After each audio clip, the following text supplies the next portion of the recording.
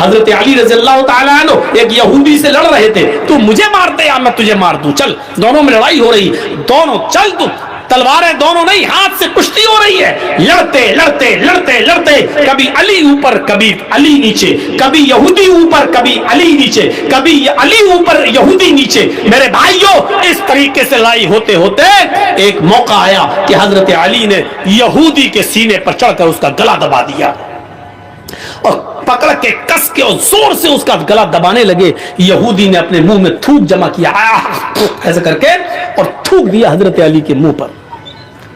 حضرت علی نے ایسے تھوک کو صاف کیا اور غصہ آیا حضرت علی کو اور زیادہ، کمینہ تھوک رہا، اور کس کے اس کو دبانا چاہا۔ ابھی تو جب دبا رہے تھے، لیکن جب اس نے تھوکا تو اور غصہ آ گیا، لیکن جب اور غصہ آیا تو اس کو چھوڑ دیا، کہا چل بھاگ جا، میں نے تجھے چھوڑ دیا۔ وہ پیروں پہ گر گیا، کہنے لگا امیر اے علی، میری سمجھ میں نہیں آ رہا ہے، میں نے جب تھوکا تو دیکھا آپ کے چہرے پر کہ آپ کو اور غصہ آیا، اور میں نے بھی سمجھ لیا اس غصے میں تو آپ نہیں بچیں گے، لیکن جب آپ کو زیادہ غصہ آیا تو آپ نے مجھے چھوڑ دیا، یہ کیا بات ہے؟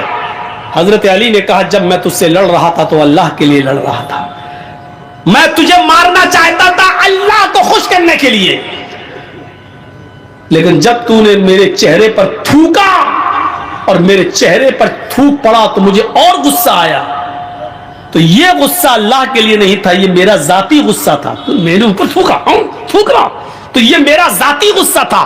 اگر اس غصے میں تو مارا جاتا تو وہ اللہ کے لیے لڑائی نہیں ہوتی، وہ میرا ذاتی انتقام ہوتا، وہ میرا ذاتی بدلہ ہوتا، اور میں ذاتی بدلہ نہیں لیتا، جا میں نے چھوڑ دیا، اللہ کے لیے لڑ رہا تھا تب تک ٹھیک تھا۔ تو اللہ کے لیے لڑائی لڑ رہے تھے، جب اس میں ذاتی غصہ شامل ہوا تو چھوڑ دیا۔ تو ذاتی دشمنی نہیں ہونی چاہیے۔ ان چار چیزوں کو نوٹ کریے، کیونکہ پانچویں چیز جو ہم بتانے جا رہے ہیں وہ آج ہمارے معاشرے اور سماج کا سب سے بڑا المیہ بنا ہوا ہے۔ پہلا شخص عدل و انصاف کرنے والا انسان، دوسرا وہ نوجوان جو اللہ کی عبادت میں لگا ہوا ہے، تیسرا وہ آدمی جو جس کا دل مسجد کی طرف لٹکا ہوا ہے، اور چوتھا وہ شخص جو محبت کرتا ہے کسی سے تو اللہ کے لیے اور دشمنی کرتا ہے کسی سے تو اللہ کے لیے،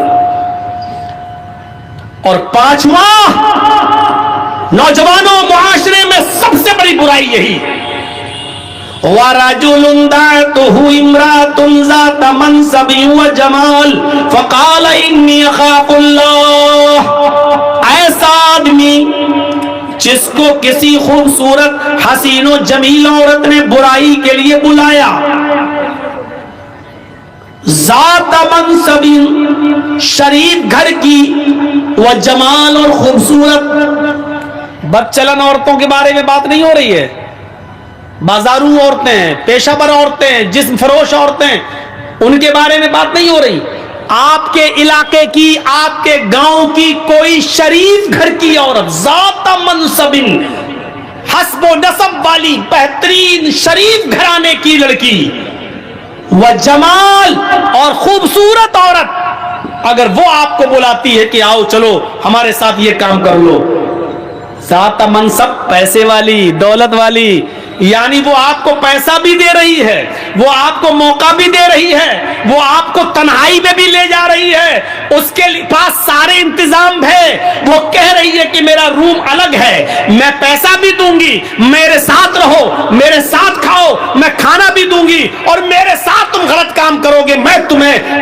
اس کی اجرت بھی دوں گی، اور خوبصورت بھی ہے، ذات منصب، یعنی ایسی عورت نے آپ کو بلایا جو خود امیر ہے، جو خود شریف ہے، جو خود پیسے والی ہے، اور جو خود بہت اونچے گھرانے کی ہے، اور خوبصورت اور حسین و جمیل ہے، آپ کے پاس کچھ نہیں لیکن وہ آپ کو دعوت دے رہی ہے، آپ کے پاس موقع نہیں لیکن وہ موقع دے رہی ہے، آپ کے پاس تنہائی کی جگہ نہیں لیکن وہ آپ کو تنہائی کی جگہ دے رہی ہے، یہ سب کچھ ہونے کے بعد پھر آپ نے ایسی خوبصورت، ایسی حسین و جمیل، اور ایسی ذات اور منصب اور حسب اور نسب والی اور ایسی شریف عورت کو دیکھ کر کہا ہٹ چل بھاگ یہاں سے، انی اخاف اللہ، میرا رب مجھے دیکھ رہا ہے، میں اللہ سے ڈرتا ہوں، میں تیرے قریب نہیں جا سکتا، میں یہ غلط کام نہیں کر سکتا۔ ایسی عورت کی دعوت کا انکار کرنے والا اور ایسی عورت کے دل اور ارادے کو پورا نہ کرنے والا شخص اللہ کے عرش کے سائے میں ہوگا، اللہ کے عرش کے سائے میں ہوگا۔ امام ابن سیرین کا نام سنیں، بہت بڑے بزرگ گزرے ہیں، بہت خوبصورت تھے، بہت حسین و جمیل تھے۔ یہ جس بستی میں رہتے تھے بزازی کا کام کرتے تھے، کپڑے کی گٹھری کو سر پہ لاد کر گلی گلی محلے محلے میں جا کر بیچا کرتے تھے، اور کسی مسجد کے امام بھی تھے، لے کر گلی گلی بیچا کرتے تھے۔ اس علاقے میں ایک امیر زادی بیوہ عورت رہتی تھی، اس کا شوہر مر چکا تھا، اس کی کافی لونڈیاں تھی، باندیاں تھی، خادمہ تھی، یعنی بہت پیسے والی تھی، بہت امیر تھی، امیر زادی، امیر کی بیٹی تھی وہ، لیکن اس کا شوہر مر گیا تھا، اور وہ اپنی باندیوں، اپنی نوکرانیوں کے ذریعے گاؤں میں، محلے میں اور آس پاس کے علاقے میں ایسے نوجوانوں کو تلاش کرواتی تھی اپنی نوکرانیوں سے کہ کوئی خوبصورت نوجوان ملے تو اس کو ہمارے پاس لے کر آؤ، اور وہ ان کے ساتھ غلط کام کرتی تھی۔ ایک باندی نے، اس کی ایک نوکرانی نے اپنی مالکہ سے کہا، اس بیوہ عورت سے، کہ ایک امام ہے، بہت خوبصورت ہے، حسین و جمیل ہے، نوجوان ہیں، کہو تو میں ان کو تمہارے پاس لے کر آؤں، کپڑا بیچتے ہیں۔ تو کہا ٹھیک ہے، اس کو لے کر آؤ۔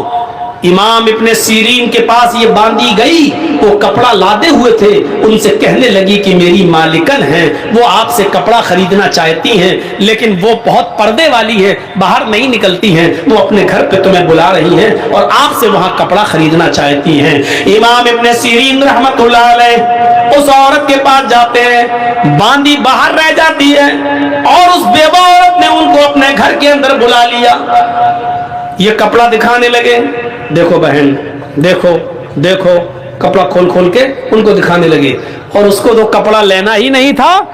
جب اس کو کپڑا لینا نہیں تھا تو وہ دل لگی کی باتیں کرنے لگی، بہلانے پھسلانے کی باتیں کرنے لگی، ان کو اپنی طرف مائل کرنے لگی اور کہنے لگی مجھے کپڑا خریدنا ہی کب ہے، آئیے میرے قریب ہوئیے اور میرے ساتھ جمع کیجئے، میرے ساتھ ہم بستری کیجئے۔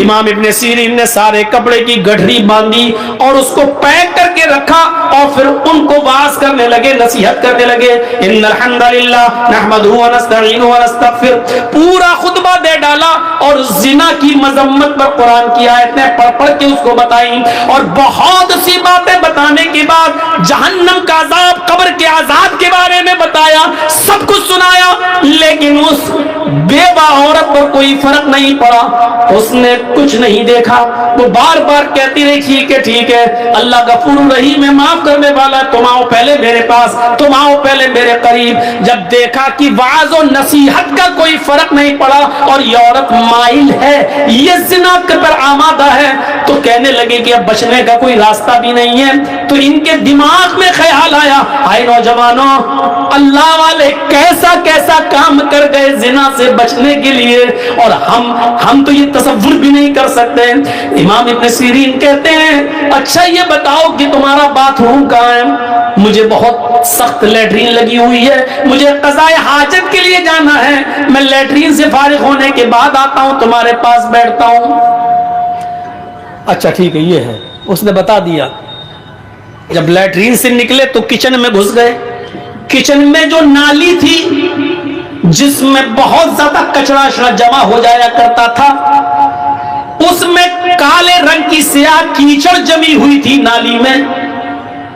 امام ابن سیرین اسی کچن کی نالی کے پاس بیٹھ گئے، اور اس نالی سے ایک سیاہ رنگ کی کالی کیچڑ نکال کر انہوں نے اپنے چہرے پہ مل لی، اپنے کپڑوں پہ ملا، اپنی داڑھی آڑی پہ ملا، اور پوری طریقے سے اپنے آپ کو لت پت کر لیا کیچڑ سے، اور اسی گندگی کی حالت میں اس عورت کے پاس آئے، چلو آؤ ملتے ہیں، کہاں ملیں؟ اس نے کہا ہٹ ہٹ بدبو آ رہی ہے، یہ کیا کر کے آیا تو؟ یہ جلدی سے کپڑے کی گٹھری اٹھائی اور بھاگ گئے، اور پھر جب گاؤں میں پہنچے تو ایک کنویں سے پانی کھینچا اور وہاں جا کر انہوں نے اپنے کپڑے دھوئے اور وہاں جا کر وہ نہائے دھوئے اور انہوں نے غسل کیا اور اللہ کا شکر ادا کیا کہ آئے اللہ آج تو نے مجھے ایک عورت کے شر و فتن سے تو نے مجھے بچا لیا، آج میں زنا جیسی بدکاری سے محفوظ ہو گیا۔ میرے پیارے ساتھیوں، زنا سے بچنے کے لیے غور کرو کہ وہ عورت امام ابن سیرین اگر اس کا ارادہ پورا کر دیتے تو پیسہ بھی دیتی، تنہائی بھی دے رہی تھی، امیر بھی تھی، کپڑا بھی نہیں خریدتی اور پیسہ بھی دے رہی تھی ان کو، سب کچھ۔ لیکن امام ابن سیرین کے پاس سب کچھ تھا، موقع تھا، تنہائی تھی اور وہ بیوہ عورت خوبصورت بھی تھی، لیکن ان سب کے باوجود اللہ کا خوف تھا اور اپنے آپ کو بچایا۔ اس سے کہا اللہ سے ڈر، یہ زندگی چند دنوں کی، اللہ کے یہاں منہ دکھانا ہے، نصیحتیں کی لیکن وہ نہیں مانی۔ میرے پیارے ساتھیوں، تب امام ابن سیرین نے اپنے آپ کو ایسے بچایا۔ نوجوانوں، اس زنا کاری و بدکاری کے راستے سے اپنے آپ کو بچا لینے والا اور کسی خوبصورت عورت کی دعوت پر یہ کہہ دینے والا کہ انی اخاف اللہ، میں اللہ سے ڈرتا ہوں، ایسا شخص بھی قیامت کے دن اللہ کے عرش کے سائے میں ہوگا۔ بخاری شریف کے اندر ایک واقعہ آیا ہے، جب مرثد ابن ابی مرثد ایک صحابی ہیں، ایمان لائے، اسلام قبول کیا، تو اللہ کے رسول نے ان سے کہا کہ تم مکے جاؤ، اور مکے میں ہمارے بہت سے مسلمان صحابہ قید ہیں، کافروں کے چنگل میں ہیں، ان سے چھڑا کر چپکے چپکے مدینے کی طرف لاؤ، ان کو وہاں سے چھڑاؤ۔ تو یہ رات میں مکے پہنچتے تھے اور رات میں جاتے تھے، چپکے سے کسی گھر میں گھستے تھے، جہاں کوئی مسلمان صحابی قیدی ہوتا تھا اس کو اٹھا کر لاتے تھے اور پھر اس کی بیڑیوں کو توڑتے تھے اور پھر اس کو مدینہ بھیج دیا کرتے تھے، کیونکہ اسلام لانے سے پہلے خود یہ چور تھے، اسلام لانے سے پہلے خود یہ چور تھے، ان کو بیڑیاں توڑنے میں مہارت تھی، یہ جانتے تھے۔ تو اللہ کے رسول نے ان سے وہی کام لیا کہ تم اب مسلمان صحابہ کی بیڑیاں توڑ کر ان کو کافروں سے چھڑاؤ، ان کے اوپر ظلم کر رہے ہیں وہ کافر، ان کو چھڑاؤ۔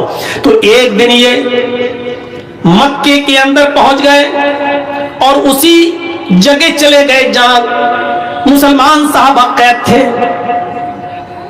رات کی تاریکی کا فائدہ اٹھایا اور ایک دیوار کے پیچھے چھپ گئے۔ چاندنی رات تھی، رات کے اندھیرے میں ایک عورت نکل کے آئی، اس نے دیوار کے پیچھے ایک سایہ دیکھا، سمجھ گئی کہ اس دیوار کے پیچھے کوئی آدمی بیٹھا ہے، اس آدمی کا سایہ یہاں آ رہا ہے۔ وہ گئی دیوار کے پیچھے، کیا دیکھتی ہے کہ ایک آدمی بیٹھا ہوا ہے، اور دیکھتے ہی اس کو پہچان گئی، کہنے لگی تم تو مرثد ہو، تم تو مرثد ہو۔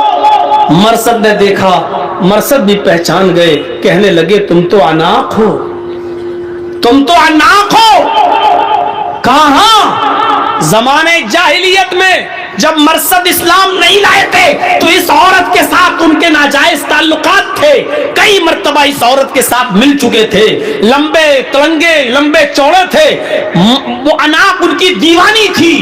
اتنے دنوں کے بعد آج دیکھتی ہے، کہتی ہے مرثد پرانی یادیں تازہ ہو گئی، کتنے سال کے بعد تم آئے ہو، چلو ہمارے گھر چلو، ہمارے گھر میں کوئی نہیں، آج کی رات ہمارے ساتھ سو جاؤ، وہی رات گزارو۔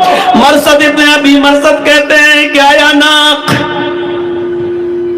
اب ان ہاتھوں نے محمد رسول اللہ کے ہاتھوں کو چھو لیا ہے، یہ ہاتھ محمد رسول اللہ سے ٹچ ہو چکے ہیں، ان ہاتھوں نے محمد رسول اللہ سے مصافحہ کر لیا ہے۔ آیا ناق، اب حرام عورت کی طرف میں ہاتھ نہیں بڑھا سکتا، آیا ناق بہتر ہے کہ تم چلی جاؤ۔ اناق کہنے لگی اچھا اب تم بدل گئے ہو، میری آرزو اور میرے ارمانوں کا تم گلا گھونٹ رہے ہو، اتنے سالوں کے بعد آئے ہو، اگر تم نے میرے ارادے اور میرے ارمان اور میری آرزوؤں کو پورا نہ کیا تو میں چلا دوں گی۔ مرثد ابن ابی مرثد کہتے ہیں کہ کچھ بھی کرو لیکن اب میں تمہارے ساتھ زنا نہیں کر سکتا ہے، میں محمد رسول اللہ صلی اللہ علیہ وسلم، ان آنکھوں نے محمد رسول اللہ کا دیدار کر لیا ہے، اب یہ حرام چیز کی طرف اٹھے گی بھی نہیں ہماری نظریں۔ اناق کہتی ہے آئے خیمے والوں اٹھو، آئے گاؤں والے اٹھو، ایک آدمی آیا ہے تمہارے قیدیوں کو چرا رہا ہے، قیدیوں کو اٹھا کر لے جا رہا ہے۔ اناق کی آواز سن کر محلے والے اور گاؤں والے اٹھنے لگے، دوڑنے لگے۔ مرثد ابن ابی مرثد نے جب ان کو آتا ہوا دیکھا تو وہ بھاگ گئے، ایک پہاڑ کی طرف چلے گئے، اور پہاڑ کے اوپر چڑھنے کے بعد ان کو ایک غار نظر آئی تو وہ پہاڑ سے نیچے اتر کر اس غار کے اندر چھپ گئے۔ وہ لوگ پہاڑ کے اوپر تک آئے، ان کو غار کا دروازہ نہیں دکھائی دیا۔ انہوں نے، گاؤں والوں نے اس پہاڑ کے اوپر کھڑے ہو کر پیشاب بھی کیا۔ مرثد ابن ابی مرثد کہتے ہیں، بخاری کی روایت ہے، وہ پیشاب کر رہے تھے اور ان کا پیشاب ہمارے سر پر آ رہا تھا۔ وہ پیشاب کر رہے تھے اور ان کا پیشاب ہمارے سر پر گر رہا تھا، لیکن میں ٹس مس نہیں کر رہا تھا۔ اگر میں تھوڑا بہت ہلتا تو وہ مجھے پہچان لیتے اور دیکھ لیتے۔ میں ایسے ہی چھپا رہا، یہاں تک کہ کچھ دیر کے بعد وہ سب چلے گئے۔ رات کافی ہو گئی اور وہ سب چلے گئے، اناق بھی چلی گئی، یہ سوچ کر کہ اب تو مرثد ابن ابی مرثد بھاگ گیا ہے۔ پھر تھوڑی دیر کے بعد میں غار سے نکلا اور پھر میں اپنے کام میں لگ گیا۔ اس کے باوجود میں نے ایک آدمی کو اٹھایا، اس کو اپنے کاندھوں پر لادا، لیکن وہ بہت بھاری آدمی تھا، ہم اس کو لے کے چل نہیں پا رہے تھے۔ وہ بار بار اس کو اٹھاتے اور وہ مجھے تھکا دیتا۔ تھوڑی دیر کے بعد ہم جب اس کے گاؤں سے باہر نکلے تو میں نے اس کی پیروں کی بیڑیاں توڑی اور اس کے ہاتھوں کی بیڑیاں توڑی اور اس کو لے کر اللہ کے نبی کے پاس آیا۔ اللہ کے نبی محمد رسول اللہ کو پورا واقعہ سنایا۔ اے اللہ کے نبی صلی اللہ علیہ وسلم، ایسا ایسا معاملہ ہے، اناق ہماری پرانی دوست ہے، اس سے ہمارے زمانے جاہلیت میں بڑے اچھے تعلقات تھے، اس کے ساتھ میں زنا بھی کر چکا ہوں، اس کے ساتھ میرا اٹھنا بیٹھنا سب کچھ تھا، اس کے گھر پہ رہتا تھا۔ اے اللہ کے نبی، کیا اسلام لانے کے بعد میں اس سے نکاح کر سکتا ہوں؟ کیا میں اس کو اپنی بیوی بنا سکتا ہوں؟ آپ اجازت دیجئے کہ میں اناق کو اپنی بیوی بنا لوں۔ اللہ کے نبی صلی اللہ علیہ وسلم خاموش رہے کہ آئے مرثد انتظار کرو، اللہ رب العالمین کی طرف سے اگر کوئی حکم ہوتا تو میں تمہیں بتاتا ہوں کہ تم اناق سے نکاح کر سکتے ہو یا نہیں نکاح کر سکتے ہو۔ یہاں تک کہ اللہ رب العالمین نے قرآن میں یہ آیت نازل فرما دی کہ الزانی لا ينکح الا زانیۃ او مشرکۃ، کوئی زانی کسی زانیہ ہی سے نکاح کر سکتا ہے اور کسی مشرکہ سے ہی، اور کوئی زانیہ عورت کسی زانی مرد سے ہی نکاح کر سکتی ہے، یا زانی یا مشرک مرد سے نکاح کر سکتی ہے۔ آئے مرثد، تم ایمان لا چکے ہو، تم مومن ہو چکے ہو، اور کسی مومن کے لیے جائز نہیں ہے کہ کسی زانیہ اور بدچلن عورت سے، کسی زانیہ اور مشرکہ سے نکاح کرے۔ لہذا اللہ تعالیٰ نے تمہیں اناق کے ساتھ نکاح کرنے سے منع کر دیا ہے، تم اناق کو اپنی بیوی نہیں بنا سکتے ہو۔ میرے پیارے ساتھیوں، غور کرو کس طریقے سے اپنے آپ کو زنا سے بچایا۔ جنگل میں موجود بڑی خوبصورت عورت اناق، دوستی بھی رہ چکی ہے زمانے جاہلیت میں، اور وہ کہہ بھی رہی ہے میرے گھر میں کوئی نہیں ہے، چلو، اکیلا، تنہائی کا موقع، دل کے سارے دروازے کھلے، پورا چانس اور پورا موقع بھی دے رہی ہے۔ لیکن مرثد ابن ابی مرثد کیا کہہ رہے ہیں؟ اللہ سے ڈر، میں نے اللہ کے رسول کے ہاتھوں کو چھوا ہے، اب یہ کسی حرام چیز کو نہیں چھو سکتے ہیں۔ یہ لوگ اللہ کے عرش کے سائے میں ہوں گے۔ لہذا وہ نوجوان، وہ آدمی جس کو کسی خوبصورت لڑکی نے برائی کے لیے بلایا اور اس نے یہ کہہ دیا کہ میں اللہ سے ڈرتا ہوں، انی اخاف اللہ، تو ایسا شخص بھی قیامت کے دن اللہ کے عرش کے سائے میں ہوگا۔ 5 چیزیں ہو گئی، 2 چیزیں اور رہ گئی، ان کا بھی خلاصہ کر دوں۔ وَرَجُلٌ تَصَدَّقَ بِالصَّدَقَةٍ فَأَخْفَاهَا نَشَا فِي عِبَادَةِ رَبِّهِ۔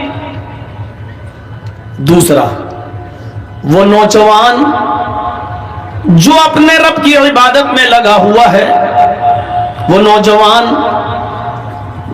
جس کا مزاج صرف اپنے رب کی عبادت کرنے کیا ہے، بس وہ اپنے رب کی عبادت میں لگا ہوا ہے۔ تیسرا، وَرَجُلٌ قَلْبُهُ مُعَلَّقٌ فِي الْمَسَاجِدِ، وہ آدمی جس کا دل مسجد کی طرف اٹکا ہوا ہے، ابھی ظہر پڑھ کے آیا، گھر پہ کام کر رہا ہے، اس کا دماغ لگا ہے عصر کا وقت کب ہوگا، عصر پڑھ کے نکلا ہے، کچھ کام کر رہا ہے، بار بار گھڑی دیکھ رہا ہے، بار بار آسمان کی طرف دیکھ رہا ہے کہ مغرب کا وقت کب ہوگا، جس کا دل مسجد کی طرف لگا ہوا ہے۔ 3 وَرَجُلَانِ تَحَابَّا فِي اللَّهِ اجْتَمَعَا عَلَيْهِ وَتَفَرَّقَا عَلَيْهِ، اور وہ دو لوگ جو آپس میں کسی سے محبت کرتے ہیں تو اللہ کے لیے، اور کسی سے نفرت کرتے ہیں تو بھی اللہ کے لیے۔ اپنا ذاتی مفاد اور اپنی ذاتی دشمنی نہیں ہوتی ہے، کسی سے دشمنی بھی ہوئی ہے تو اللہ کے لیے۔ 4 قسم کے لوگ ہو گئے۔ 5واں شخص یاد کیجئے، 5واں نوجوان، 5واں آدمی، وَرَجُلٌ طَلَبَتْهُ امْرَأَةٌ ذَاتَ مَنْصَبٍ وَجَمَالٍ فَقَالَ إِنِّي أَخَافُ اللَّهَ، وہ نوجوان آدمی، وہ شخص جس کو کسی خوبصورت اور حسین و جمیل عورت نے اور عزت دار اور شریف خاندان کی عورت نے اس کو گناہ کرنے کی دعوت دی، اس کو برائی کی طرف بلایا، اس کو اپنی طرف مائل کیا، اس کو اپنی طرف لبھانا چاہتی ہے، اس کے ساتھ منہ کالا کرنے کی دعوت دے رہی ہے، اس کے ساتھ زنا کرنا چاہتی ہے اور اس کو بلا رہی ہے، اس کو دعوت دے رہی ہے گناہ کرنے کی، اور اس آدمی نے اس کی دعوت کے ملنے کے بعد، اس کی طرف سے نمنترن ملنے کے بعد، نیوتا ملنے کے بعد، برائی کا موقع ہونے کے باوجود اس عورت کو جھاڑتے ہوئے پھٹکارتے ہوئے کہہ دیا، دور ہٹ، انی اخاف اللہ، میں اللہ سے ڈرتا ہوں۔ یہ 5واں آدمی بھی اللہ کے عرش کے سائے میں ہوگا۔ اور 6واں شخص کون ہوگا؟ وَرَجُلٌ تَصَدَّقَ بِصَدَقَةٍ فَأَخْفَاهَا، ایسا آدمی، ایسا شخص جس نے صدقہ کیا، جس نے خیرات کیا، جس نے کسی غریب کی، جس نے کسی ضرورت مند کی مدد کی اور صدقہ کیا، فَأَخْفَاهَا، اور اس کو چھپایا، چپکے سے کسی کی مدد کی، اور چپکے سے بھی اتنی خاموشی کے ساتھ اس نے مدد کی کسی غریب کی، حَتَّى لَا تَعْلَمَ شِمَالُهُ مَا تُنْفِقُ يَمِينُهُ، کہ اس کا دایاں ہاتھ کیا کسی کو دے رہا ہے، اس کا داہنا ہاتھ کسی کو کیا دے رہا ہے، اس کی خبر اس کے بائیں ہاتھ کو بھی نہ پتا چلے۔ یعنی چپکے سے آپ باپ نے کسی کو کچھ دیا، بیٹے کو بھی پتہ نہیں چلا، شوہر کسی کی مدد کر رہا، بیوی کو بھی پتہ نہیں چل رہا ہے، اور اس آدمی کو بھی بدنام نہیں کر رہا ہے جس کی وہ مدد کر رہا ہے۔ یعنی چپکے سے کسی کی مدد کی، دائیں ہاتھ سے دیا، بائیں ہاتھ کو بھی خبر نہیں ہوئی، یہ آدمی بھی قیامت کے دن اللہ کے عرش کے سائے میں ہوگا۔ اور آخری شخص، 6 ہو گئے، لاسٹ، وَرَجُلٌ ذَكَرَ اللَّهَ خَالِيًا فَفَاضَتْ عَيْنَاهُ، وہ 7واں آدمی بھی اللہ کے عرش کے سائے میں ہوگا، جس نے اللہ کو اکیلے میں یاد کیا، جس نے اللہ کو تنہائی میں یاد کیا، جس نے اللہ کا ذکر تنہائی میں کیا، جس نے اللہ کو تنہائی میں یاد کیا، اکیلے میں، رات کی تاریکی میں، رات کے اندھیرے میں پوری دنیا سو رہی ہے، اس کی بیوی سو رہی ہے، اس کے بچے سو رہے ہیں سب، اور وہ اٹھا، وضو بنایا اور گھر کے کونے میں رو رہا ہے، اللہ کو یاد کر رہا ہے، اللہ کے عذاب کو سوچ سوچ کر، عذاب قبر کا تصور کر کر کے، جہنم کے بارے میں سوچ سوچ کر، میدان محشر کی جاسوس تپش کے بارے میں سوچ سوچ کر اللہ کا ذکر کر رہا ہے اور اللہ کو یاد کرتے ہوئے رو رہا ہے۔ اس کے آنکھوں سے آنسو بہ پڑے، ففاضت عیناہ، اللہ کے عذاب کا تصور کرتے ہوئے، اللہ کا ذکر کرتے ہوئے اس کی آنکھوں سے آنسو بہ پڑے اور رو دیا۔ تو ایسا اللہ کا ذکر کر کے جس کی آنکھوں کے آنسو گر پڑے، زمین کے اوپر ٹپکنے لگے، رونے لگا، ایسا آدمی بھی اللہ کے عرش کے سائے میں ہوگا۔ یہ 7 قسم کے لوگ، ان میں پہلا شخص اٹھائیے۔ اب کتنی غور سے سن رہے ہیں آپ؟ کسی کو کھڑا کر کے پوچھیں کہ میں نے 7 لوگ بتائے ہیں، کون کون ہیں؟ ابھی بتائیں نا۔ اگر کسی کو کھڑا کر کے پوچھوں تو ابھی 4 آدمی بھی نہیں گنا پائے گا کوئی.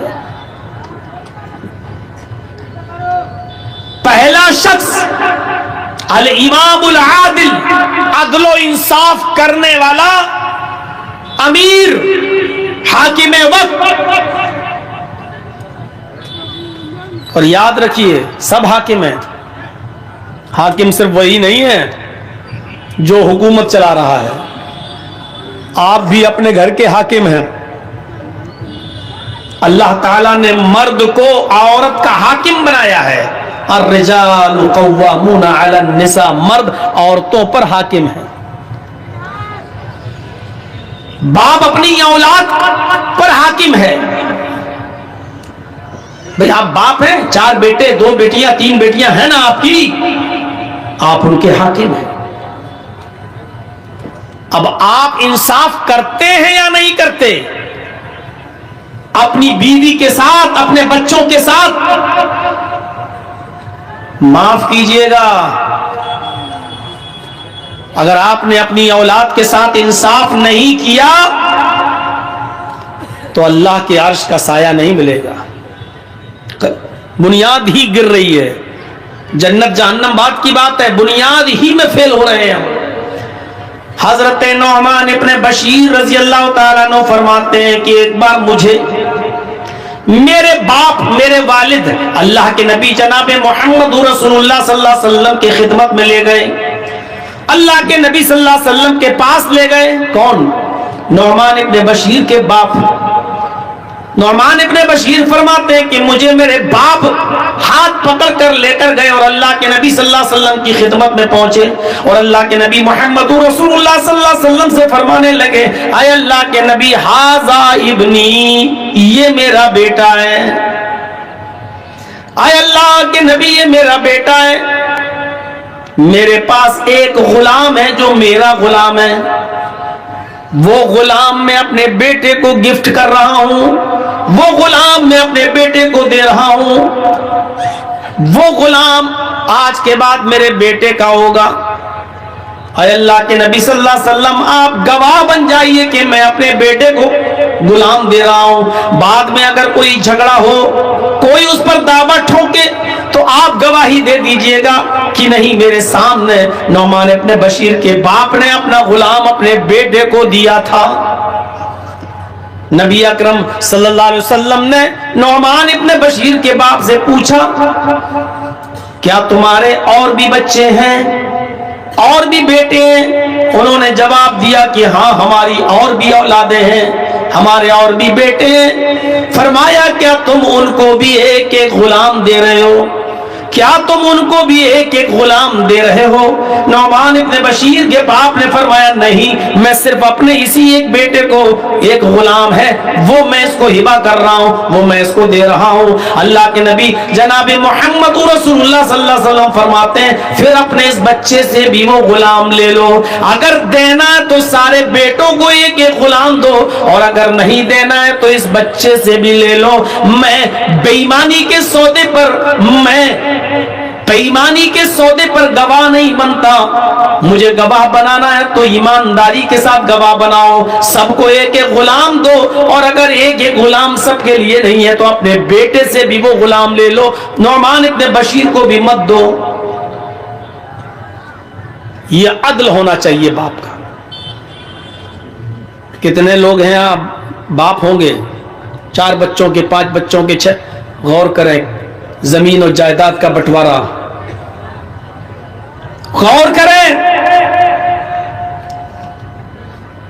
کیا آپ نے وصیت کی؟ آپ کے 2 بیٹے ہیں، 2 بیٹیاں ہیں، آپ کے مرنے کے بعد بیٹوں نے وراثت لے لی. کیا آپ کی بیٹیوں کو بھی حق ملا؟ مسئلہ یاد رکھیے گا، باپ کی زندگی میں اولاد کا کوئی حق نہیں ہے. باپ کی زندگی میں اولاد کا کوئی حق نہیں ہے. اگر وہ اپنی زندگی میں بٹوارا کرتا ہے کوئی باپ، تو جتنا بیٹے کو دے گا اتنا ہی بیٹی کو بھی دے گا. جتنا بیٹے کو دے گا اتنا بیٹی کو بھی دے گا. ہاں، اگر باپ نے زندگی میں بٹوارا نہیں کیا تو باپ کی وراثت باپ کے انتقال کے بعد جب تقسیم ہوگی تو جتنا بیٹے کو ملے گا اس سے آدھا بیٹی کا بھی حق بنے گا، لیکن وراثت مرنے کے بعد تقسیم ہوگی تب۔ لیکن آپ نے وصیت کی کہ میرے انتقال کے بعد میرے بیٹوں کا جتنا بنے بیٹوں کو دینا، میری بیٹی کا جتنا بنے ان بیٹیوں کو دینا۔ کیا آپ نے وصیت کی؟ اگر زمین و جائیداد کے بٹوارے میں امانت داری نہیں ہوئی، بیٹوں کے ساتھ بیٹیوں کو حق نہیں ملا، بہنوں کو حق نہیں دیا آپ نے، آپ کے مرنے کے بعد آپ کی بیوی کو حق نہیں ملا، تو یاد رکھیے قیامت کے دن عرش کا سایہ نصیب نہیں ہوگا۔ سایہ عرش کا ملے گا ہی اس شخص کو جو عدل و انصاف کر رہا ہوگا۔ ایک ذمہ دار شخص کے لیے ضروری ہے کہ وہ ذمہ داری کے ساتھ نبھائے اور عدل و انصاف کرنے کی وصیت کر جائے اپنی زندگی میں کہ میرے بچوں سنو، ایک عالم کو بلا لینا میرے انتقال کے بعد اور وہ زمین و جائیداد کا بالکل صحیح صحیح بٹوارا کر دے، بیٹوں کا جتنا بنتا بیٹوں کو دے دے، بیوی کا جتنا بنتا وہ بیوی کو دے دے، بہنوں کا بیٹیوں کا جتنا بنتا وہ بیٹیوں کو دے دے، میرے مرنے کے بعد میری بہن کا جتنا بنتا وہ بہن کا حق دیا جائے۔ اگر آپ نے یہ عدل سے کام نہیں لیا تو یاد رکھیے گا سبعۃ یظلھم اللہ فی ظلہ یوم لا ظل الا ظلہ، الامام العادل، قیامت کے دن جو 7 قسم کے لوگ اللہ کے عرش کے سائے میں ہوں گے ان میں ہم نہیں ہوں گے، کیونکہ ہم نے اپنی اولاد کے ساتھ عدل و انصاف کا معاملہ نہیں نبھایا۔ اگر آپ حاکم وقت ہیں تب تو اور زیادہ ذمہ داری بڑھ جاتی ہے کہ اپنی رعایا کے ساتھ اور عوام کے ساتھ اور پبلک کے ساتھ عدل کریں، ورنہ بہت بھیانک انجام ہوگا۔ غسان کا بادشاہ، شاہ غسان، جس کا نام جبلہ ابن ایہم ہے، بہت بڑا بادشاہ ہے غسان کا، عیسائی ہے، اسلام سے متاثر ہو گیا، اسلام کی تعلیمات سے متاثر ہو گیا، پربھاوت ہو گیا اور سوچنے لگا کہ اب میں اسلام قبول کر لوں تو بہتر ہے، کیونکہ اسلام دن پہ دن بڑھتا جا رہا ہے، اسلام کے اندر خوبیاں ہی خوبیاں نظر آ رہی ہیں۔ لیکن وہ سمجھ رہا تھا کہ میں تو عیسائیوں کا بادشاہ ہوں اور کئی مرتبہ عمر سے ٹکر لے چکا ہوں، عمر مجھ سے ناراض ہوں گے، امیر المومنین عمر فاروق مجھ سے غصہ ہوں گے، پتہ نہیں میں اسلام قبول کرنے چاہوں تو وہ میرے اسلام کو مانے بھی یا نہ مانے، کہیں میری گردن نہ اڑا دیں۔ اس لیے شاہ غسان اپنا ایک قاصد، اپنا ایک دودھ، اپنا ایک ایلچی لیٹر لکھ کر، خط لکھ کر امیر المومنین کے پاس بھیجتا ہے۔ غسان کا بادشاہ جبلہ ابن ایہم ایک لیٹر لکھتا ہے اور اپنے دودھ کے ذریعے، اپنے قاصد کے ذریعے وہ لیٹر بھجواتا ہے کہ حضرت عمر فاروق سے یہ پوچھو کہ شاہ غسان جبلہ ابن ایہم، غسان کا بادشاہ جو عیسائی ہے، وہ اسلام قبول کرنا چاہتا ہے، کیا میری اسلام میں انٹری ہوگی یا نہیں ہوگی؟ اس نے ایک قاصد کو بھیجا کہ اب پتہ چل جائے گا میرے قاصد کے ساتھ عمر کیا سلوک کرتے ہیں، میرے بھیجے ہوئے دودھ کے ساتھ عمر کیا سلوک کرتے ہیں، اگر اچھا سلوک کیا تو ٹھیک، میں اسلام لے آؤں گا، اور نہیں تو پھر میں عیسائی بنا رہوں گا۔ جب وہ قاصد وہ دودھ حضرت عمر فاروق کے پاس آیا اور امیر المومنین کو وہ لیٹر دیا، حضرت عمر نے اس لیٹر کو پڑھا اور پڑھنے کے بعد اسی لیٹر پر جواب لکھوا دیا کہ تم فوراً چلے آؤ اور اسلام قبول کر لو، اسلام قبول کرنے کے بعد تمہارے اوپر کوئی نقصان نہیں ہے، تم سے کوئی انتقام نہیں لیا جائے گا، تم سے کوئی بدلہ نہیں لیا جائے گا۔ شاہ غسان نے جب جبلہ ابن ایہم نے یہ لیٹر پڑھا تو بڑا تعجب کرنے لگا کہ حضرت عمر فاروق رضی اللہ تعالیٰ عنہ نے اتنی آسانی کے ساتھ میرے اسلام قبول کرنے کی بات مان لی اور پرانی دشمنی سب بھول گئے۔ اس کو حضرت عمر کی یہ سادگی پسند آئی، اس نے اپنے 500 گھڑ سواروں کو لیا، 500 ساتھیوں کو لیا اور اپنے گھوڑوں پر بیٹھ کر وہ مدینے کی طرف سفر کرنے لگا۔ अपने साथियों के साथ जैसे ही मदीने आया तो हजरत उमर फारूक का शहर मदीना आने से पहले उसने एक जंगल के अंदर खेमा डाला, एक जंगल के अंदर पड़ाव डाला और यहाँ आने के बाद रुक गया और यहीं से उसने खबर भेजी कि मैं आ चुका हूँ, अब मैं आपसे मिलने आऊँ या नहीं आऊँ। हजरत उमर फारूक ने उसको इजाजत दे दी कि जब तुम आ ही चुके हो तो अब शौक से तुम मदीने के अंदर दाखिल हो जाओ। हजरत उमर ने अपने सहाबा को भी लगा दिया कि इन मेहमानों की अच्छी तरीके से मेहमान नवाजी करना। वो शाह गस्सान बेहतरीन मुकुट और ताज पहने हुए, दोनों तरफ उसके डायमंड हीरे लगे हुए, कीमती हीरे लगे हुए, कबूतर के अंडे के मानिंद कीमती हीरे जड़े हुए ताज पहनकर वो ईसाइयों का बादशाह, गस्सान का बादशाह जब मदीने में अपने 500 साथियों के साथ दाखिल होता है तो हजरत उमर फारूक ने इस काफिले का बहुत स्वागत किया, बहुत अच्छी खातिर मदारात की और इनकी मेहमान नवाजी की और कलमा पढ़ाकर उसको इस्लाम कबूल करवा दिया। वो मुसलमान हो गया। शाह गस्सान ईसाइयों का बादशाह वो मुसलमान हो जाता है। जो चीज मैं आपको बताना चाहता हूं वो सुनते रहिए नौजवानों। ये तकरीर मेरी आज की और दूसरी जगहों की तकरीरों से बिल्कुल अलग है, बिल्कुल अलग हटकर है। ये वाकयात मैंने आज तक किसी और तकरीर में अपनी 20-22 साल की जिंदगी में तकरीरी दौर में नहीं बताए जो आज मैंने आपके सामने ये रखा है। वो शाह गस्सान की इज्जत और खातिर मदारात कर रहे हैं। इन्हीं दिनों में हज का सीजन शुरू हो जाता है, इन्हीं दिनों में हज का सीजन शुरू हो जाता है।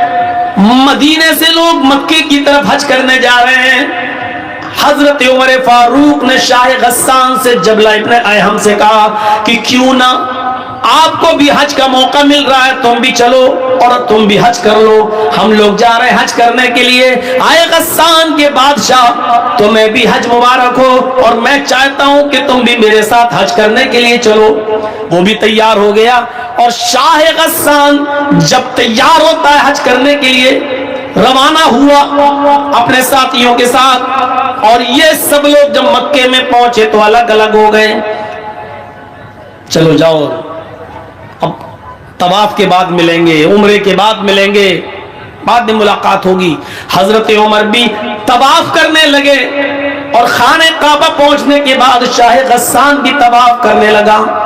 एक खूबसूरत लुंगी पहने हुए था एहराम की शक्ल में, ऊपर एक चादर डाले हुए था और बेहतरीन किस्म की एक लुंगी पहने हुए था। बादशाह था, चूंकि वो पैसों की उसके पास कोई कमी नहीं थी। वो तवाफ करने लगा।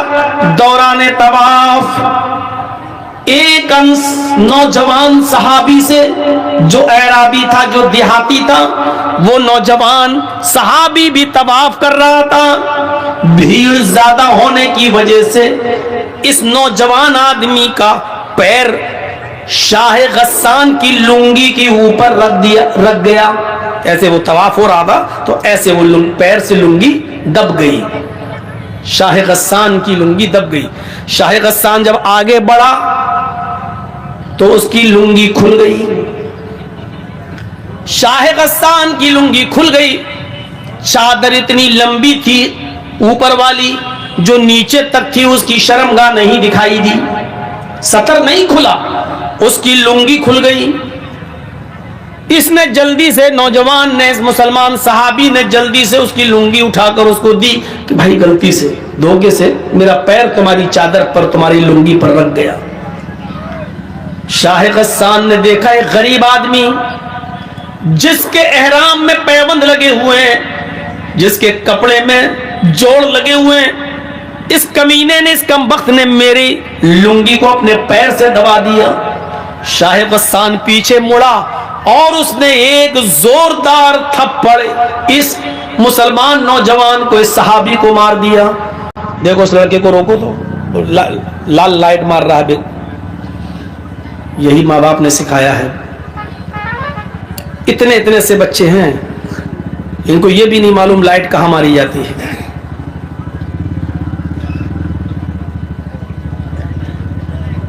उसने एक जोरदार थप्पड़ इस नौजवान को, इस देहाती मुसलमान सहाबी को मारा। थप्पड़ इतनी जोर का लगा کہ اس نوجوان دیہاتی صحابی کی آنکھ پھوٹ گئی، اس کی ایک آنکھ باہر آ گئی. وہ نوجوان اس وقت کچھ نہیں بولا، خاموش رہا، اور اس نے اپنا طواف پورا کیا. اس کے بعد پھر وہ اپنے قبیلے میں گیا. قبیلے کی لڑائی بہت بری ہوتی ہے. جب وہ اپنے قبیلے میں پہنچا تو لوگوں نے پوچھا کہ تمہاری آنکھ کیسے پھوٹی؟ اس نے بتایا کہ ایسا ایسا معاملہ ہو گیا. اور شاہ غسان کے بادشاہ نے ایک تھپڑ مارا، اور تھپڑ اتنی زور سے مارا کہ میری آنکھ پھوٹ گئی. پورے قبیلے کے لوگ آگ بگولا ہو گئے. ارے نیا نیا اسلام لایا اور اتنی ہیکڑی، ہمارے آدمی کو مارے گا. یہ تمام کے تمام لوگ حضرت عمر فاروق کے پاس مکے آ گئے. حضرت عمر فاروق کے سامنے مقدمہ دائر کر دیا کہ آپ کے شاہ غسان جو ابھی کچھ دن پہلے مدینے میں اسلام لایا ہے، اس نے دھوکے سے ہمارے نوجوان کا پیر اس کی چادر پہ پڑ گیا اور اس کی لنگی کھل گئی، لیکن اس نے پلٹ کر اتنی زور سے تھپڑ مارا کہ ہمارے ساتھی کی، اس دیہاتی نوجوان کی آنکھ پھوٹ گئی. مجھے انتقام چاہیے، بدلہ چاہیے. حضرت عمر فاروق نے شاہ غسان کو بلایا. غسان کا بادشاہ طلب کیا گیا جو مسلمان ہو چکا ہے، اور پھر یوں دونوں میں گفتگو ہوتی ہے. حضرت عمر فاروق نے فرمایا، آئے شاہ غسان، آئے جبلہ ابن ایہم، تمہارے بارے میں یہ شکایت ملی ہے، کیا یہ صحیح ہے؟ کہنے لگا وہ جبلہ، امیر المومنین، اس نوجوان دیہاتی آدمی نے میری چادر پر پیر رکھ دیا، میں آگے بڑھا، میری لنگی کھل گئی، میری چادر کھل گئی، میں نے اس کو ایک تھپڑ مار دیا ہے. حضرت عمر فاروق نے کہا ہے شاہ غسان، اس نوجوان نے یہ بتا دیا ہے کہ ہاں میرا پیر اس کی چادر پر رکھ گیا تھا، لیکن میں نے جان بوجھ کر ایسا نہیں کیا، دھوکے سے ایسا ہو گیا. ایک معمولی سی غلطی کی اتنی بڑی سزا تم نے اس کو دے دی کہ اس کی آنکھ کا ڈھیلا باہر آ گیا، اس کی آنکھ پھوٹ گئی. شاہ غسان کہنے لگا، ایک غریب آدمی کی آپ کو اتنی فکر کیوں ہو رہی ہے؟ حضرت عمر فاروق کہتے ہیں کہ اسلام لانے کے بعد امیری غریبی اسلام میں نہیں چلتی ہے. آئے شاہ غسان، اسلام جتنا امیروں کے لیے اتنا ہی غریبوں کے لیے ہے، اور مجھے اس کو انصاف دلانا ہے، اس کو نیائے ملنا چاہیے. شاہ غسان نے کہا ٹھیک ہے، تو پھر بتائیے کہ مجھے کیا کرنا ہوگا، بتائیے میں کیا کروں، انصاف کا تقاضا کیا ہے، کیا کروں؟ حضرت عمر فاروق نے کہا شاہ غسان، اس نوجوان سے، اس دیہاتی سے، اس صحابی سے، اس بیچارے غریب آدمی سے معافی مانگ لو. اگر معافی دیتا ہے تو ٹھیک، ورنہ اس کو کچھ لے دے کر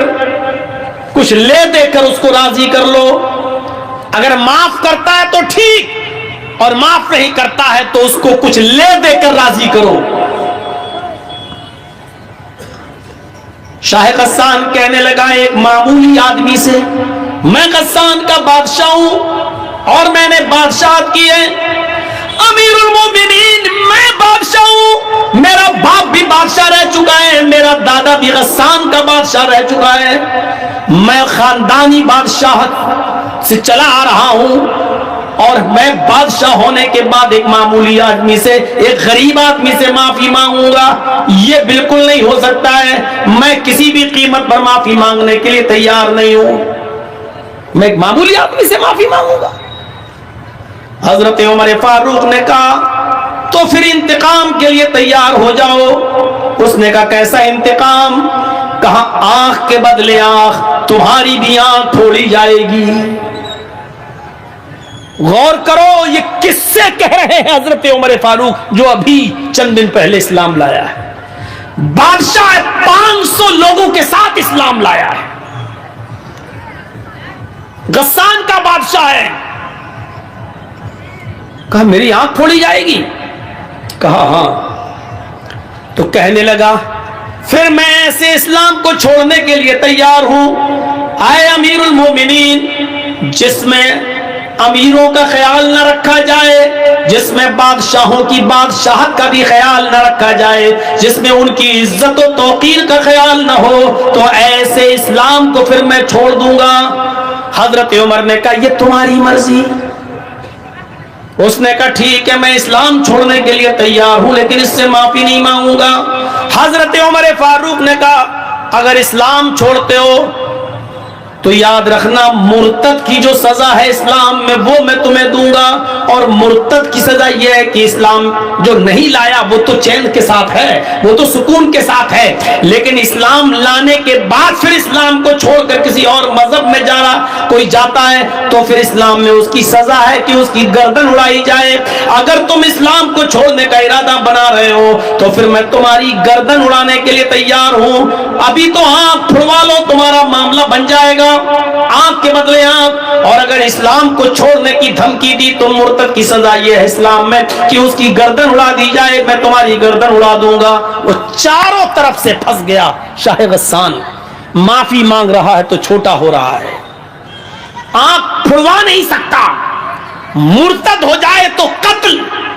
اس نے کہا امیر المومنین میں چاروں طرف سے اس وقت پھنسا ہوا ہوں، مجھے ایک دن کی مہلت دیجیے، میں سوچ سمجھ کر بتاتا ہوں مجھے معافی مانگنا ہے یا آنکھ پھڑوانا ہے یا مجھے اسلام چھوڑنا ہے. مجھے فیصلہ کرنے کے لیے مجھے ایک دن کی مہلت دیجیے، 24 گھنٹے کی مہلت. حضرت عمر فاروق نے کہا ٹھیک ہے میں تمہیں ایک دن کی مہلت دیتا ہوں، سوچ سمجھ کر بتاؤ. معافی مانگ لو گے، وہ اگر معاف کر دے گا تو ٹھیک، اور مجھے امید ہے کہ انشاءاللہ وہ معاف کر دے گا، لیکن یہ اس کا معاملہ ہے وہ کرے یا نہ کرے. لے دے کے معاملہ بنا لو، جتنے میں وہ تیار ہو جائے. اس پہ بھی نہیں بنتا ہے تو پھر آنکھ پھڑواؤ.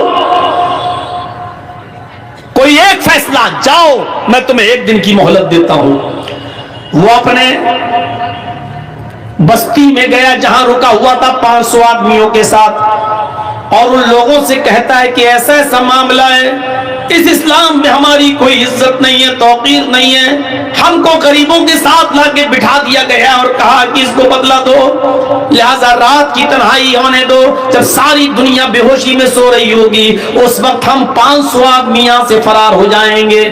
لہذا جیسی رات کی تاریکی ہوئی، رات کا اندھیرا آیا اور سب لوگ خواب غفلت میں بے ہوش ہو گئے. جب سونے لگے تو شاہ غسان جبلہ ابن ارحم اپنے 500 ساتھیوں کے ساتھ رات کے اندھیرے کا فائدہ اٹھا کر بھاگ گیا اور وہ غسان پہنچ گیا. میرے پیارے ساتھیوں، حضرت عمر فاروق نے اس کی کوئی پرواہ نہیں کی. 500 لوگ چلے گئے چاہیں، لیکن انصاف کا مرڈر نہیں ہونا چاہیے، عدل باقی رہنا چاہیے. اسلام کی تعلیم یہی ہے کہ انصاف قائم رہے. ایک غریب آدمی کو، ایک غریب نوجوان کو بھی انصاف ملنا چاہیے. حضرت عمر فاروق نے کہا نوجوان وہ گیا 500 آدمیوں کو بھی لے گیا، کوئی پرواہ نہیں. اللہ کا شکر ہے کہ میں نے عدل کو بچایا، میں نے نیائے کو بچایا، میں نے انصاف کو بچایا. میرے بھائیوں، ایسا عدل کرنے والا امیر المومنین حضرت عمر فاروق جیسا شخص قیامت کے دن عرش کے سائے میں ہوگا. ایسے ہی لوگوں کے بارے میں اللہ کے نبی نے فرمایا کہ 7 قسم کے لوگ قیامت کے دن اللہ کے عرش کے سائے میں ہوں گے. اس دن اللہ کے عرش کے سائے کے علاوہ کوئی دوسرا سایہ نہیں ہوگا. الامام العادل، پہلا شخص عدل و انصاف کرنے والا، حکمراں، حاکم وقت، امیر جو گھر کا بھی ذمہ دار ہو. قبیلہ بنو مخزوم کی ایک عورت جس کا نام فاطمہ تھا چوری میں پکڑی گئی، اللہ کے رسول کے پاس لائی گئی. نبی اکرم صلی اللہ علیہ وسلم نے فرمایا اس کی چوری اتنی زیادہ ہے کہ حد کو پہنچ رہی ہے، اس کا ہاتھ کاٹ ڈالو. لوگوں نے کہا امیر گھر کی ہے، بڑے اونچے اور عزت دار گھرانے کی عورت ہے، اگر اس کا ہاتھ کٹ گیا تب تو ناک ہی کٹ جائے گی اس خاندان کی، اس قبیلے کی. نبی اکرم کے سب سے قریبی اور سب سے چہیتے صحابی حضرت اسامہ کے پاس सिफारिश के लिए भेजा गया उसामा को कि आप अल्लाह के रसूल के बहुत करीबी लोग हैं, करीबी हैं, आप नबी से सिफारिश कीजिए, शायद अल्लाह के रसूल आपकी बात मान जाए और उस औरत का हाथ न कटवाएं। अल्लाह के रसूल ने उसामा से कहा, आए उसामा, अतशफाउ फी हद्दिन मिन हुदूदिल्लाह, फी हुदूदिल्लाह, क्या तुम अल्लाह की हदों में से एक हद के लिए सिफारिश करने आए हो? ये अल्लाह की कायम करदा हदें हैं और तुम कहते हो कि मैं उस औरत को छोड़ दूं? ये सजा मोहम्मद ने नहीं, मोहम्मद के रब ने नाफिज की है। पहले जमाने के लोग इसीलिए बर्बाद हुए क्योंकि उनके अमीर जब कोई गलत काम करते थे तो उनको छोड़ दिया जाता था, और उनके ज़ईफ और कमजोर लोग जब कोई गलत काम करते थे तो उनको सजा दी जाती थी। नहीं, इस औरत का भी हाथ काटा जाएगा, तुम्हारी भी सिफारिश नहीं मानी जाएगी। अल्लाह के रसूल ने सिफारिश रिजेक्ट कर दी उसामा की, और उस औरत का, बनु मखजूम के लड़की का, औरत का हाथ काट डाला गया जिसका नाम फातिमा था। जब उसका हाथ कट गया तो अल्लाह के नबी सल्लल्लाहु अलैहि वसल्लम ने फरमाया, लौ अन्ना फातिमा बिन्त मुहम्मद सरकत लक़तअतु यदहा, अगर फातिमा मुहम्मद की बेटी ने चोरी की होती और आज चोरी में वो भी पकड़ी जाती तो आज फातिमा का हाथ भी काटने से मोहम्मद रसूलुल्लाह को कोई नहीं रोक पाता, इसलिए कि ये अदल का तकाजा है और ये सजा अल्लाह तबारक व तआला की तरफ से नाफिज की गई है। ये सजा मोहम्मद रसूलुल्लाह की बनाई हुई नहीं है। अगर आज इस औरत की जगह पर मोहम्मद की अपनी बेटी भी चोरी में पकड़ी जाती तो जमाना देखता, दुनिया देखती कि मोहम्मद अपनी बेटी फातिमा का भी हाथ कटवा देता। ये है अदल इंसाफ। और जिस कौम में अदल इंसाफ नहीं है, समझ लो अर्श के साए में उनको जगह नहीं मिलेगी। चलिए अब थोड़ा सा और आगे बढ़े। पहली चीज हो गई है अदल इंसाफ करने वाले लोग। दूसरा कौन? वशाबुन नशा फी इबादत रब्बिही, दूसरा वो नौजवान जो अपने रब की इबादत में लगा हुआ है, अपने रब की इबादत में, उसने सब कुछ भुला दिया अपने रब की इबादत में। नौजवान शाबुन नशा फी इबादतिल्लाह, इसका मतलब क्या है? अल्लाह ताला को जवानी की इबादत ज्यादा पसंद है। बुढ़ापे में तो सभी इबादत करने लगते हैं, बच्चों की शादी हो गई, अब सब हो गया, अब जा रहे हैं हज करना है, सबसे निपट गए, अब चलो हज करें। अब हज करके आए तो अब अल्लाह अल्लाह करने पहुंच गए मस्जिद में। पूरी जवानी तो खुराफातों में गुजार दी, अब जब 2-3 साल के मेहमान रह गए, खुसट बुढ़े हो गए, सही से जबान चलती नहीं है, हाथ पैर उठ नहीं रहे, अब जा रहे हैं अल्लाह ताला की इबादत करने। मैं ये नहीं कह रहा हूं कि ये इबादत अल्लाह को पसंद है, लेकिन नौजवानी की इबादत ज्यादा पसंद है। गौर करो, वो हजरत हंज़ला रज़ी अल्लाह ताला अन्हु जिनकी शादी हुई है और आज पहली रात है, रुखसत होकर बीवी घर पे आई है, आज शादी हुई, आज पहली रात है, शौहर अपनी बीवी के साथ, हंज़ला अपनी बीवी के साथ सो रहे हैं। मियां बीवी के दरमियान जो ताल्लुक होता है वो भी कायम हो चुका है। इतने में जंग का ऐलान हो जाता है, जिहाद के लिए निकलने का ऐलान हो जाता है। हजरत हंज़ला उसी कंडीशन में कि अपनी बीवी से मिले हैं, अभी गुस्ल नहीं किए, ऐलान जिहाद सुनते हैं, अपना घोड़ा खोलते हैं और जिहाद के लिए निकल जाते हैं। बीवी कहती है, आए मेरे प्यारे शौहर, मैं तुम्हें रोक तो नहीं रही हूं, जिहाद फर्ज है, तुम्हें जाना भी चाहिए, लेकिन कम से कम गुस्ल तो कर लो, नहा तो लो। अभी आपने मेरे साथ सोहबत की है, मेरे साथ हम बिस्तर हुए हैं और फौरन मैदान जिहाद में जाने लगे हैं, कम से कम आप गुस्ल तो कर लो। फरमाया, आए मेरी बीवी ऐलान नहीं सुना है, ये निदाई, ये आखिरी आवाज है, इस आवाज को सुनने के बाद कोई शख्स भी अब थोड़ी देर भी अपने घर में नहीं रुक सकता है। मेरी बीवी, मैं गुस्ल के लिए कैसे रुक जाऊं कि ये आखिरी निदा आ चुकी है कि अब कोई भी अपने घर में ना रुके, मैं फौरन निकल रहा हूं। अल्लाह मेरे दिल के हाल को जानता है, अल्लाह मेरे दिल की नीयत को जानता है। اٹھے, گھوڑا کھولا اور دوڑے اور چلے گئے میدان جنگ میں, لڑے, کئی کافروں کو قتل بھی کیا, لیکن اس جنگ کے اندر خود بھی شہید ہو گئے, شہید ہو گئے. اور شہید کا اصول یہ ہے شریعت میں کہ اس کو جن کپڑوں میں شہید ہوتا ہے, کوئی آدمی اللہ کی راہ میں جب مارا جائے تو انہی کپڑوں میں دفن کیا جاتا ہے, شہید کو کوئی نیا کفن نہیں پہنایا جاتا, شہید کو غسل نہیں دیا جاتا, شہید کی جنازے کی نماز نہیں پڑھی جاتی, ایسے ہی اس کو انہی کپڑوں میں دفن کر دیا جاتا ہے. جب اس کو دفن کرنے کے لیے لے جایا جا رہا تھا تو حنظلہ کی بیوی کہنے لگی, اے اللہ کے رسول میرے شوہر کو غسل دے دیجئے. اللہ کے نبی فرماتے ہیں, اے حنظلہ کی بیوی کیا تجھے پتہ نہیں تیرا شوہر شہید ہوا ہے اور شہید کو غسل نہیں دیا جاتا, اس کو انہی کپڑوں میں کفنایا جائے گا, انہی کپڑوں میں دفنایا جائے گا جس میں وہ شہید ہوا ہے, اور قیامت کے دن اسی حال میں اٹھے گا کہ اس کے جسم سے خون گر رہا ہوگا. اللہ خون, گرتے ہوئے خون کو دیکھ کر کہے گا, فرشتوں اس کو جنت میں لے جاؤ, یہ تو میرے لیے ساری چیزوں کی قربانی دے کر آیا ہے, اس کا کیا حساب لوں, اس سے کیا سوال کروں, اس سے کیا پوچھ تاچھ کروں, اس سے کیا کوشچن آنسر کروں, اس کو جنت میں داخل کر دو. حنظلہ کی بیوی کہتی ہے, اللہ کے رسول میں کیسے بتاؤں, ان اللہ لا یستحی من الحق, اللہ تعالی حق بات سے نہیں شرماتا ہے. میری شادی ہوئی تھی, حنظلہ نے میرے ساتھ رات گزاری تھی اور میرے ساتھ صحبت کی تھی, اور جب آخری اعلان سنا تو بغیر غسل کے وہ نکل گئے اور جہاد کرنے لگے. میں اس غسل کی بات کر رہی ہوں جو غسل بیوی سے ملنے کے بعد کیا جاتا ہے. حنظلہ کو وہ غسل دے دیجئے, کیونکہ حنظلہ بغیر غسل کے نکل گئے تھے اور وہ شہید کر دیے گئے.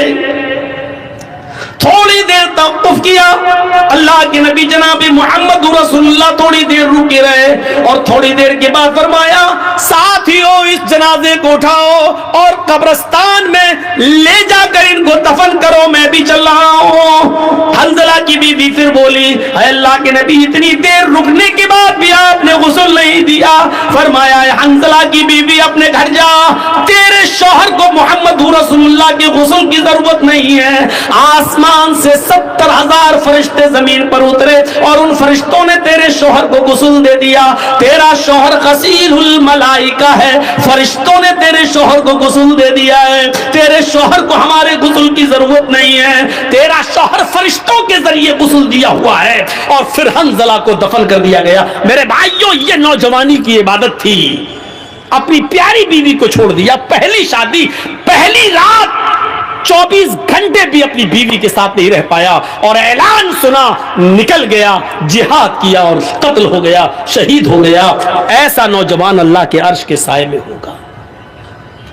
وَشَابٌ نَشَأَ فِي عِبَادَةِ رَبِّهِ, وہ عقبہ ابن نافع جس نے اسلام کا پرچم لہراتے لہراتے, دائیں اسلام بائیں اسلام, پیچھے اسلام, سامنے سمندر, اللہ میں دائیں دیکھتا ہوں تو تیرے نبی کا جھنڈا لہرا رہا ہے, بائیں جہاں جاتا ہوں تیرے نبی کا پرچم لہرا رہا ہے, پیچھے مڑ کے دیکھتا ہوں اور جہاں جہاں تک میں گیا ہوں تیرے نبی کا جھنڈا لہر چکا ہے, سامنے سمندر ہے, اب میں کیا کروں. یعنی اب دنیا میں کوئی چپا باقی نہیں رہا جہاں تک ہم گئے, اسلام اسلام, اب سامنے سمندر ہے. اے اللہ, یہ ہمارے ساتھ 1500 نوجوان ہیں جو گھوڑے پہ بیٹھے ہوئے ہیں, یہ سب اسلام کا جھنڈا لہرانا چاہتے ہیں. میں نے دائیں بائیں اور پیچھے تو اسلام لہرا دیا ہے, تیرے نبی کا جھنڈا پھہرا دیا ہے, لیکن آگے سمندر ہے. اے اللہ, اب میں کیا کروں. اس نے سمندر کے پاس اپنی تلواروں کو گاڑا, سمندر کے پانی سے وضو بنایا اور وہیں پر نماز پڑھی بھی.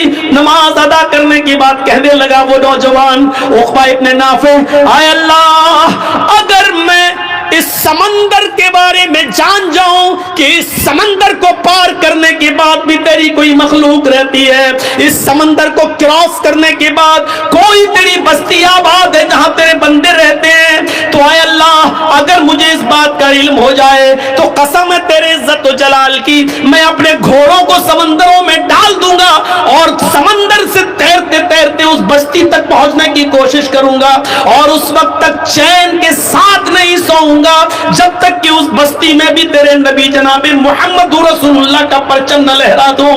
عقبہ ابن نافع کے اندر یہ کون سا جذبہ تھا؟ عبادت کا جذبہ۔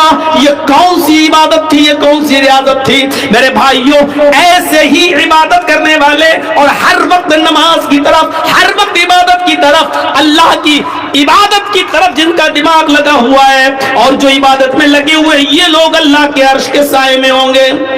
یہ اللہ کے عرش کے سائے میں ہم اور آپ سردیوں کے دنوں میں، دسمبر کی اور جنوری کی سردی میں جو اپنے اوپر سے کمبل نہ ہٹا سکے، جو لحاف کی قربانی نہ دے سکے، جو اپنی نیند کی قربانی نہ دے سکے اور تصور کیا بیٹھا ہوا ہے کہ ہم اللہ کے عرش کے سائے میں ہوں گے، ہمیں جنت ملے گی، میرے بھائی یہ جنت اتنی سستی اور اتنی آسان بھی نہیں ہے۔